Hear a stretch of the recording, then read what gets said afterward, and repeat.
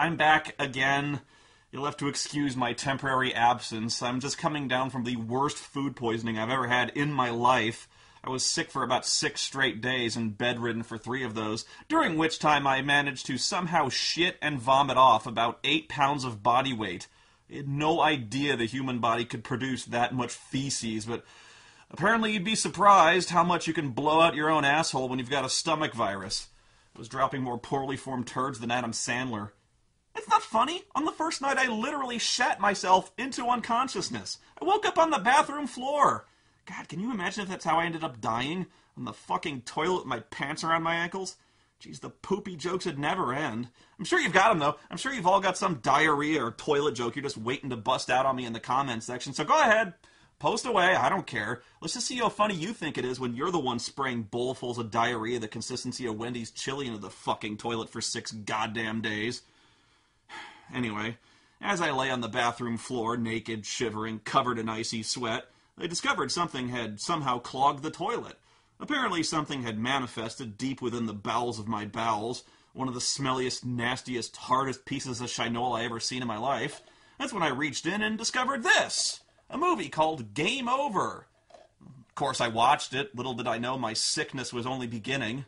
Just looking at the DVD cover, there are warning signs all over this motherfucker. I mean, we have no chance here. There's the title in the Matrix ripoff font, the whole thing is covered in Matrix code and colored Matrix green, and there's a hot chick in tight Matrix vinyl, who, for some reason, is also not wearing a top. And before you get too excited about that, this woman does not appear topless in the movie. Nobody goes topless in this movie. In fact, this woman does not appear at all in this movie. Control-Alt-Death. Jeez, it's going to be one of those movies, isn't it, where people stare really intently at these monitors that have these scrolling lines of code that don't mean anything and talk about computers and networks using a lot of techno jargon they don't know what it means, like, they're attacking our subnet! Quick, install more firewalls! Close all our sockets before they upload a Trojan virus! Yo, check this out, guys. This is insanely great. It's got a 28.8 BPS modem. Yeah, I checked IMDb, and I guess it is slightly better than the alternate tagline, Virtual Reality Bites. The back basically confirms the very Matrixy plot, but at least we're comforted with the knowledge this movie stars Walter Koenig with a hose coming out of his neck and Yasmine Bleeth. Hooray.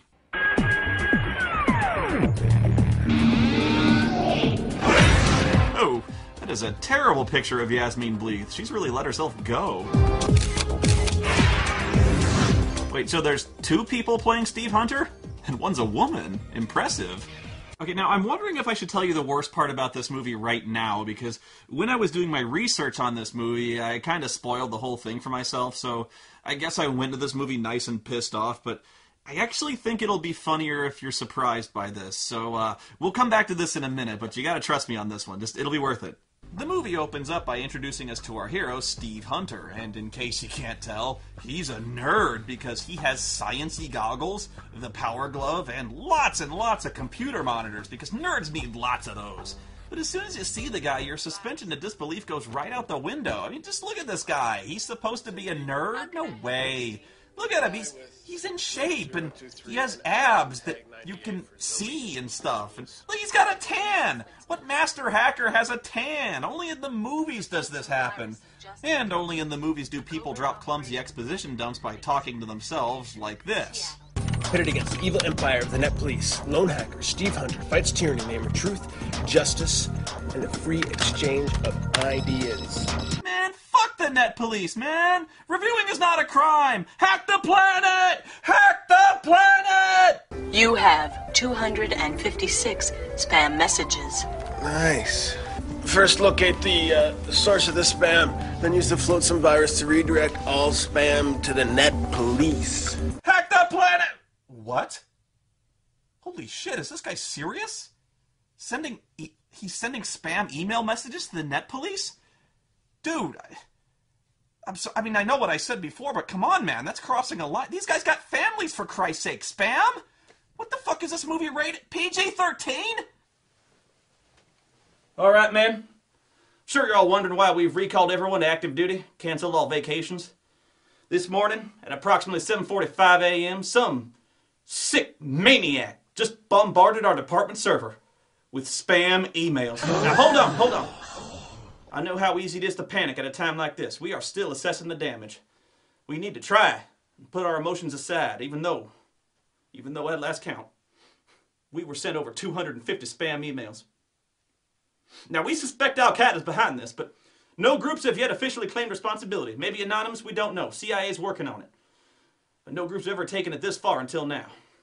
So far, I have personally identified from my own inbox unwanted messages like the Nigerian print scam, penis enlargement supplements, keyboard cat, advertising for Viagra, and I do not need Viagra. And most disgusting of all, the Rickroll.